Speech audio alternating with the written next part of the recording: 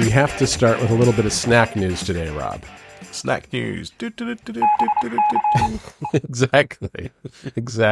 We need more sound effects. I have tried something called prickly pear gummies, and if you have ever had your typical Haribo, gummy bears, these are essentially those, but prickly pear flavor instead of, I guess, what you would consider the standard flavors in a package of those things, which I hesitate to say standard because you can buy so many different flavors now.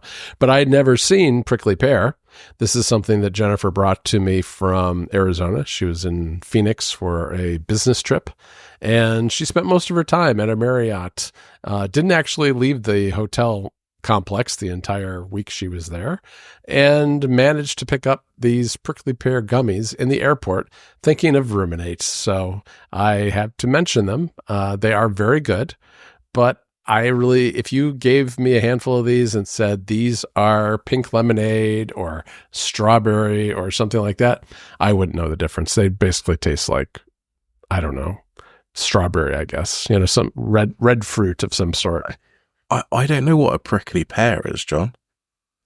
Oh no, well, we're gonna have to do some Googling right on the show. That is, that's what you do. It's some sort of desert fruit. I will say that I did not do a lot of research on the prickly pear. Oh, it's part of a cactus. See, yeah, it's part of a cactus. Oh, and I guess people eat these. Yeah, well, there you go. I'm not going to.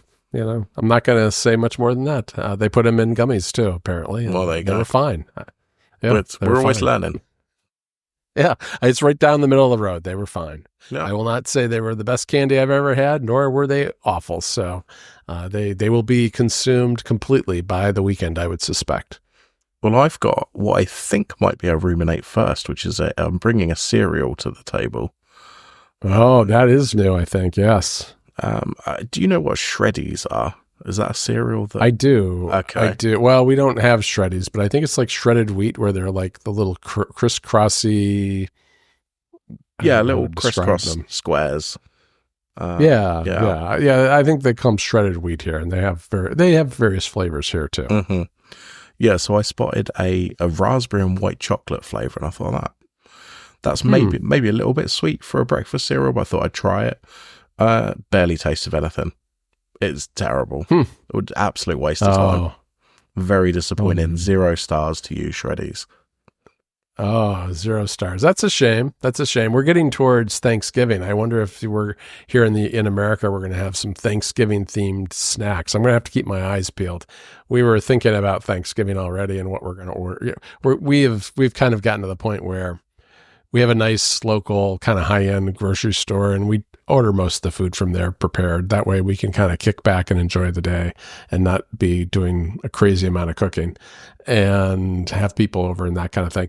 So we were thinking about what we're going to order. But I think that somewhere in the Thanksgiving feast, there should be some strange snacks, because I will have multiple people around to taste test them, maybe some weird chips or some strange candy. I don't know. Yeah, you have reminded me, speaking about sort of seasonal flavors, and this isn't a flavor, but I was driving to drop my daughter off the other day, and I went past the car wash that we've used quite a few times. It's one of those ones the guys wash a car, and then they, put it through the machine with the big spinny things. Pretty standard car wash. And then I noticed they were advertising a pumpkin spice foam wash for your car. Really? I didn't investigate any further because whatever, that's not disappointed. I'm disappointed in you. It's a little off topic, but your I don't know, your car could end up smelling like a pumpkin spice latte. Yeah, it was the strangest thing. I feel like we might have gone a bit too far with the pumpkin spice with that one. I think so. That is new. That is very new to me. I've never seen it used in a context other than, say, the only thing I've seen it beyond food would be maybe like with a candle or some sort of incense or something for some sort of thing to make your house smell like it, but never for a car. That's a new one to me. I like it. I think I think there should be more themed car washes. I have a car wash story for you, Rob. Oh, cool. We have a car wash Yeah, we have one that's not too far away, and it's not one of the fancy, pull your car through the thing and have it automatically washed with the brushes. It's one of those where you have to get out of your car and you have to squirt off your car manually, feed some money into the machine and squirt first soap on it and squirt the water to rinse it off. And the guy who runs it, apparently the car wash must not have been doing super well. And it was on a fairly large lot. And so he decided that he should make his car wash a combo car wash food truck lot. So he invites food trucks there. And there's some of them have kind of set up shop permanently there, but there are probably 8 or 9 different food trucks all surrounding this car wash.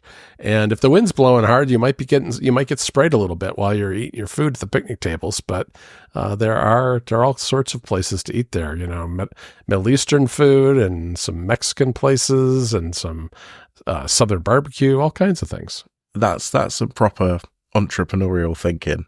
That is. It really is. It really is. I think that like the laws about what you can do on your business property in North Carolina are pretty liberal compared to what they must have been when I was in Illinois, because I don't think you would have gotten away with just having a bunch of trailers parked on your car wash property and sell food alongside people washing their cars. But I've done it. I went and tried it once. They had some very nice food trucks. It was good. So I think it's a great idea, because at night it's actually become like a nighttime spot. They turn on these overhead like string lights all around the property, and people sit there and they have a drink and they have all kinds of food. So it's nice. That sounds great. I love it. Yeah. All right. So we need to get to serious topics, and one of mine is follow-up on Godspeed. I heard from the developer, who was a very nice person, who answered some of our questions and said he had listened to both the conversations I've had about it here and on App Stories. And so I decided, this person went out of their way to answer some of the questions, and I thought I ought to move into Godspeed for a little while. So I moved all my tasks into it, and I'm enjoying it. I think for the Mac, this is a fantastic app. It's it's an Electron app that was confirmed for me. It's using its own syncing service, not iCloud. It's very, very fast with its syncing. But the keyboard stuff is what really sets it apart, because you can just move very, very quickly, setting things up without spending a lot of time, clicking around to different buttons and drop downs and all that kind of stuff. It just is very fast to work with. But the thing is, having set it up again, it really isn't very great on the iPhone and the iPad. It's got a long way to go there. The UI is, it suffers from what I think I've seen with a lot of Electron apps, which is they aren't native Mac apps and they don't translate very well to native iOS and iPad OS. And as a result, there's a lot more work that has to be done to make them good on those platforms, I think, than if someone was writing natively for the Mac in the first place.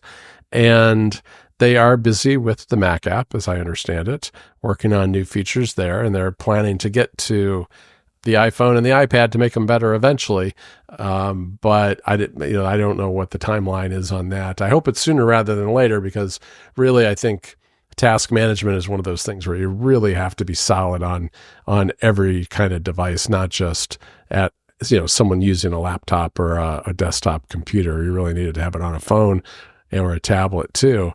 I mean, I'd love to see it on the watch as well. I mean, I think the more places you can input things, the better. And one solution is they do have shortcut support. So that is a bit of a release valve, but there's no share sheet on the iPhone or the iPad. There's, as much as the app is known for its keyboard driven nature on the Mac, there are 0 keyboard shortcuts on the iPad.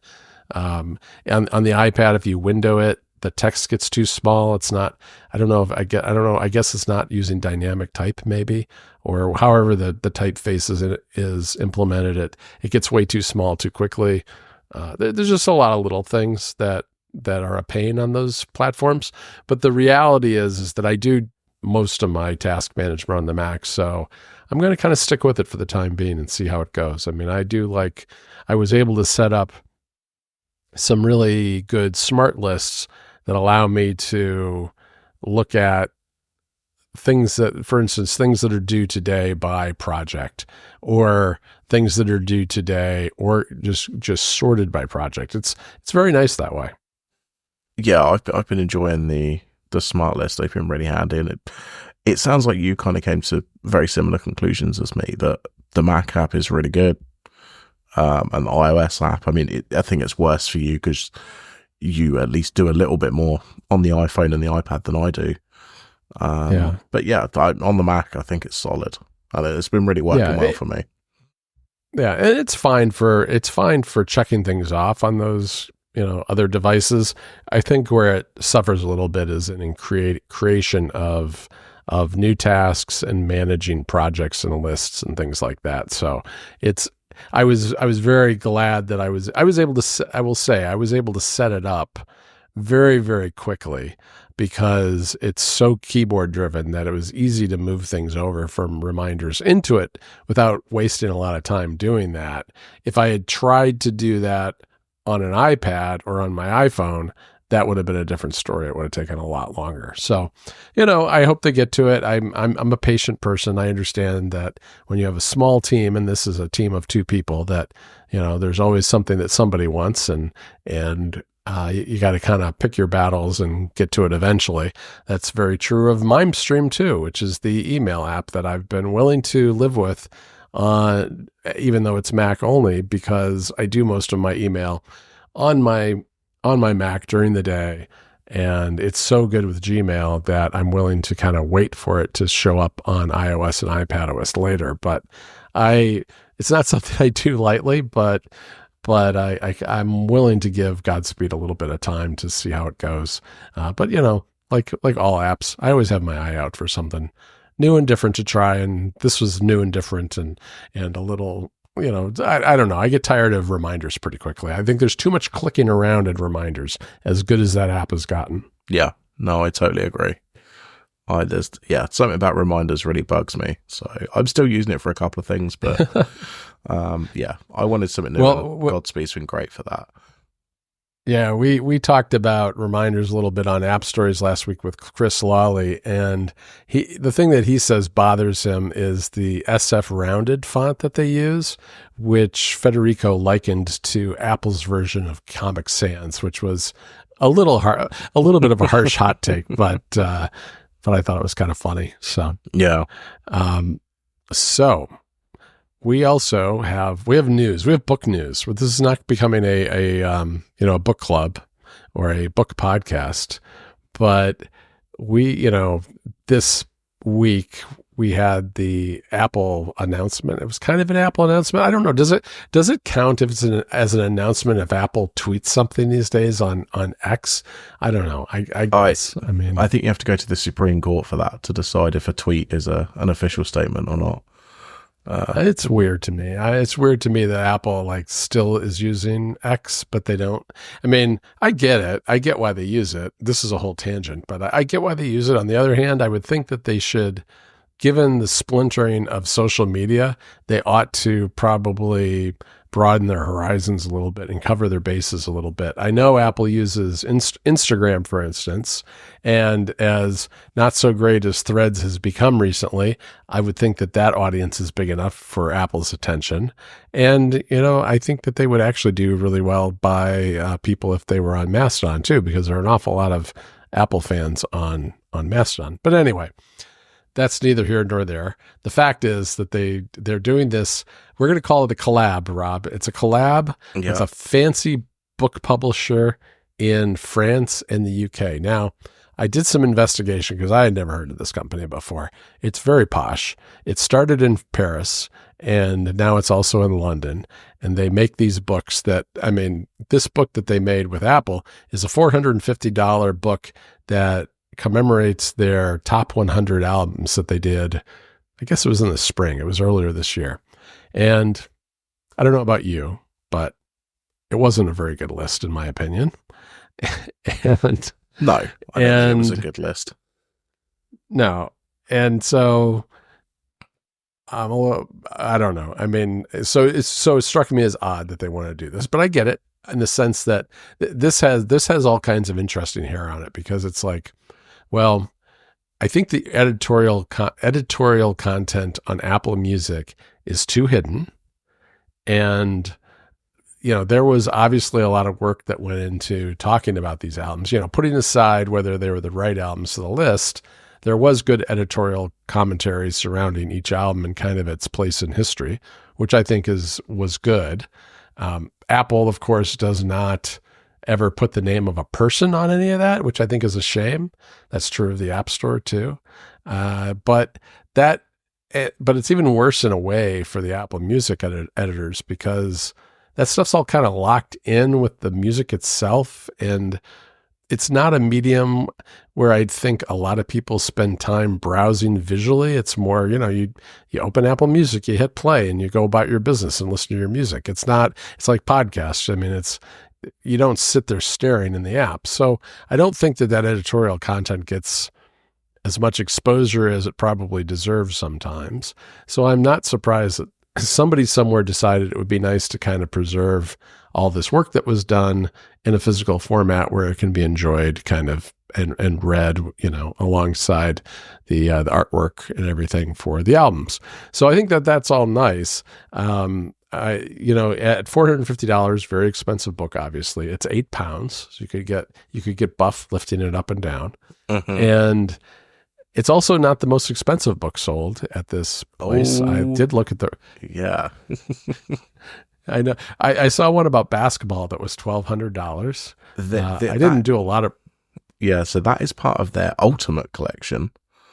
Okay. And they have a few of these. They've got basketball, golf, Formula One. Okay. If you want to get the rare cars one, that's $2,500. Oh, wow. And they also have the Ultimate Tower stack, where they'll sell you all the books and a bookcase for it for $6,000. So, All right. For the book collector who has everything, I guess. Mm-hmm. Yeah. I mean, I don't know. I'm not a big fan of physical books. I do own some physical books, and I do think the kind of books that they make are the kind of books that are good as physical books, where you're showing off artwork or, products or whatever it happens to be. So I think that is the kind, coffee table book type books are obviously superior, I think, in physical format than things like, than digital, for instance. But I don't know. It struck me as an odd thing, especially for this Apple Music thing, and to do it in such a high-end fashion, which in a way also kind of locks this editorial stuff behind a barrier. I just got done talking about why I understand why the people who do the writing for Apple Music would want this stuff in a physical format where it's easier to access. And it's like, it's true, the format is easier to access, but the price is not accessible for a lot of people. And I think that that's too bad. I really think Apple ought to, if Apple really wanted to kind of liberate this writing for everybody to enjoy in another format, they should make an iBooks version of it. They should just put it on the Apple bookstore for like $5 or $10. I mean, they could also people read it. They could also make a much cheaper version. I mean, they can make a physical book too. I mean, you could do a whole range of things. I mean, mm-hmm. We've actually thought of doing physical books at Mac stores before. I don't think we ever will, but mm-hmm. We thought about it. I mean, it is kind of it's just people that prefer content in different formats. That's why, we have a website, but we also have an email newsletter, and we also do ebooks for some of our big stuff every now and then. And yeah, it'd be nice to have this available in a lot of different formats, and even the collector's edition would be nice, but standing on its own without anything that's below it either, I guess, you can go and scan through the Apple Music app and find all this content and read it that way. But it would be nice if it was in some different formats as well, that were, to kind of take the video game approach, where you can get the Steelbook, or you can get the ultra deluxe special extra edition with the figurines. There's collectors of everything, so it's good to be able to offer something to those people, but also the people who maybe aren't so intensely into it too. Yeah, it's not for me, and it sounds like you're not going to be buying it either. No, no. Definitely not. And there's only 1,500 of these as well. So, Yeah, it's a limited edition. I guess that's also part of why what's supporting the price too. Mm-hmm. Yeah, absolutely. But this did, probably reminded a lot of people about the hardware book that Apple did like 8 years ago now. Yeah, it was in 2016. Yeah, designed by Apple in California, which we checked before we recorded. We talked about on episode 34 of Ruminate. Oh, wow. Because I bought it. I cannot believe that I spent £170 on a book. Yeah, I find this purchase of yours both surprising and not surprising at the same time, because I understand why you would get it, because it is kind of a cool collector's physical edition, which, I mean, you obviously have a lot more physical video games and things like that than I do. So that's, I guess, why it doesn't surprise me, but why it does surprise me is it is pretty spendy. Yeah. Well, and funnily enough, now this has all been spoken about, it is going to a new home soon. Because I don't think I've opened it since I bought it. But yeah, I mean, we had, I don't know, it's just one of these weird things. The hardware book did make a bit more sense, I think, because I agree. Apple has, a lot of stuff to show for that. I think the press release, it goes from, where does it say? It says it somewhere, I can't remember, but it goes all the way from, the iMac right up to the Apple Pencil, which I think was, the most recent bit of hardware. Yeah. Well, and it's their stuff, right? It's the stuff that they actually invented and built, as opposed to like this one that's about our other artists' contributions. Mm-hmm. Yeah, definitely. And there was 2 versions of this book as well, which I'd forgotten about. There was the small version, which is the one I bought, and then the large version. Mm-hmm. They are identical except the size. Okay. And the larger one was another £80 on top of the small size. So certainly an interesting product, and I cannot believe I bought it. Yeah, I remember seeing it because it was displayed in a handful of Apple stores, and I know I saw it in the Chicago flagship store, downtown Chicago. And they also, for a time, had it in Cupertino. So I think I saw it in both those places before. By the time I saw it, they were kind of dirty and beat up. but it's a beautiful book. And I think works better than this music one, but not something that I bought at the time either myself, and haven't. I do have the Iconic book, which is a similar book by Jonathan Sufi, who recently, I guess it was about a year ago, put some of the photos online of the collection from the book, and I wrote about it, and they ended up sending me a copy of the book. So I've got a copy of that one, and it's a really neat book. It has an awful lot of the hardware in there too. Yeah, that is a really nice book. I don't recall exactly when it was. It must have been before the Apple hardware book. And I think it was. I believe he sponsored a podcast of some kind. I don't remember what it was. Maybe it was a Relay one or something. And there was a discount code, and I ordered directly from him. And he phoned me and said, "Look, I know you've just put your order in, but if you go on Amazon in the UK, you can save like 30 quid, and I don't have to ship this massive book to you, and you can save money." And I went, "Oh, okay, thank you very much. It's no problem. I'll give you a refund. It's no problem." Good. Nice guy. That was very nice. Mm-hmm. Well, and for me, I wasn't able to get it because it wasn't available on Amazon US anymore. And so he shipped me one from Germany this past year. Oh, wow. That was very nice. Yeah. Yeah. It took a while, but it got here, and then it got here in one piece. So that was great. Yeah. And that is a really nice book. I mean, you've got the updated version, and I've got the original, but I think either one, if you can get either and it's something you're interested in. Arguably, I prefer this to the Apple book. I think the Apple book is very clean, everything's on a white background, like you'd expect from an Apple book. the iconic book has a lot more life to the products. You know, it's beautiful photography, but it's not all of it's not on like a perfect white background. You know, it's like right. Actually how you might see some of this hardware in real life. I for my money, I think it is a better book. Yeah, and it may be available on the US store again, because I think he told me at the time that they were working on getting it back into the US store with the update, but that it hadn't made it to the US store yet.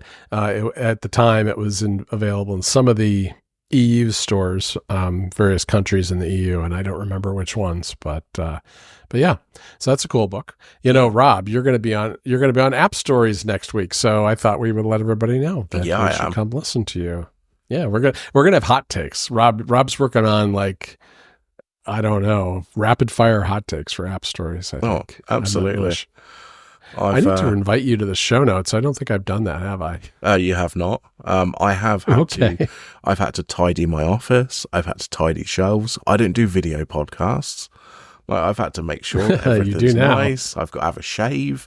It's a whole thing. You know, it's really... It is a whole thing. Yeah, YouTube, you know, I mean, it's more complicated than plain old audio. Yeah, and I'm going to be on video the whole time. I've got to make sure I'm not rolling my eyes unless it's appropriate. You know, it's... Yes. I know. I still hate watching myself on these videos. We actually have someone else who's editing them for us. Not me, because I only have so much time in my day, but yeah, no, that'll be fun. I mean, we're gonna have a good time. What we've been doing with people, just in case anyone is listening who doesn't watch App Stories or listen to it regularly, we will have, for the App Stories Plus segment, which is for people who are paid subscribers or Club Mac Stories Premier members, we will have a pre-show segment with Rob all about, we'll probably do something about the origins of Ruminate. I think we'll reach back into the lore and history of Ruminate for that part. Mm-hmm. And then during the main show, we're going to talk to Rob about some of the apps he's using. You know, this is a way to introduce more of the App Stories audience to Ruminate, but also a fun way to get people who have been enjoying Ruminate for a long time, since after all, it is an older podcast than App Stories, to hear a little bit about, maybe try out App Stories for the first time. So we'll do that. And then we do what we call the friendly interrogation, which is a very rapid fire series of questions about some of your core apps and what you use. So be ready, Rob. It's going to be fun. Yeah, and then, famously, I love using my phone, so that's... I know you do. We know that you're a big iPad productivity guru, so that's why we're having you on the show. Oh, I can't get enough of it. You know me. All right. It's going to be perfect. It'll be the shortest iPad productivity segment ever. Yeah, exactly. We'll make sure to... I'll tweet it from the Ruminate account as well when it comes out. Sounds good. Yeah. Well, we'll get it all squared away and get you all set up with the show notes. I'll do that after we finish up here. But speaking of the iPad, Rob, I did want to mention a little mini little accessory that I just got, because I've been fiddling around with attaching things to the iPad again, because the iPad can do more now. You know, you can attach microphones and video cameras and all this stuff. So with its one Thunderbolt port, I decided to get myself an Anker 4-in-1. It's got 4 ports. One of them can take power, so you can like connect it to a battery or a power outlet. And then the other 3 are 10 gigabits per second. So I think that's USB-C 3.1. If I'm not mistaken, or 3.1.2, who knows? USB-C is so confusing. But it's one of the relatively fast standards, but not the fastest. But it's good enough for a lot of different uses. And I was trying it a little bit before we got on the call, just to see what I could hook up to it. And if nothing else, the ability to hook up something that will power the iPad, and also something beyond that, like a microphone or a video camera. That alone, just having 2 of them, is more than enough for me for a lot of things. But once you start hooking up things like cameras, the iPad's battery can go down pretty quickly. So this will be this will be how I do some of these setups, I think. So I'm working on some things. I don't know. We'll have to we'll reveal them in due course once I come up with the ultimate setups. Yeah, the next thing you'll have Velcro, getting them on the back of the iPad, and little I know, little stand in front of you so you can walk around with it. They call me like a mini Ticci or something like that. You're talking about the mini stand, but he had this video game tablet at one point. I think he still owns it, by Asus, called, it was part of their ROG series, which stands for Republic of Gamers. And it was I think a Windows tablet that one of the accessories you could buy was a thing that strapped behind your neck and then held it in front of you, a little bit like a tray against your stomach or chest, so that you could have it out in front of you while you were gaming. And it was the most ridiculous thing I've ever seen. He didn't get that. Did you just say that ROG stands for Republic of Gamers? Yeah, it's true. I'm not making that up. Oh my God. It's been around for a long time. That's the worst thing I've ever. That's the worst. The things I've learned. Yeah, the things I've learned in my video game education for next portable console includes, ROG, Republic of Gamers. Right, we're going to leave it there because I think I'm about to go throw my laptop into the sea. I can't even believe it. All right. All right, speak to you later. Okay, bye-bye.